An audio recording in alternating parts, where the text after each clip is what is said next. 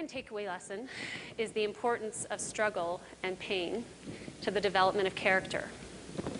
I often describe the process of recovery I observe in my clients as transformational and equivalent in many ways to the evolution of caterpillar into butterfly. It is the struggle to re-emerge that is crucial in the process of transformation. Without the struggle, the new entity will not appear. And this highlights to me the importance of struggle and difficulty in the development of character, and how oftentimes something more meaningful and potentially beautiful can be obtained if achieving it involves challenge and struggle.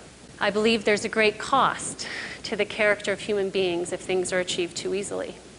And to carry this point out somewhat further, I think it's important for individuals and communities to continually examine the beliefs that are collectively held.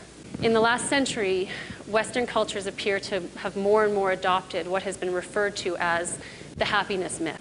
The idea inherent in this myth is that if we are not happy all the time, something is wrong.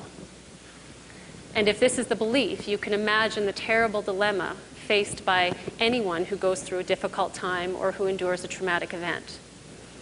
The message inherent in this is that if you are not happy, there is something wrong with you. And if we accept this belief or myth out of hand without examining its implications, we are at significant risk of fostering the self and other alienation I referred to a moment ago. The belief that happiness or satisfaction must always be present, and if it is not, that says something negative about ourselves, will encourage us to deny or avoid any internal experience that runs counter.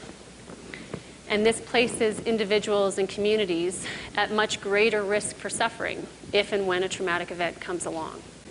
My wish is that on individual and community levels, we would all strive more and more for whole integration, such that our ability to experience fear or sadness or uncertainty can be welcomed as much as our ability to experience happiness, pride, or satisfaction.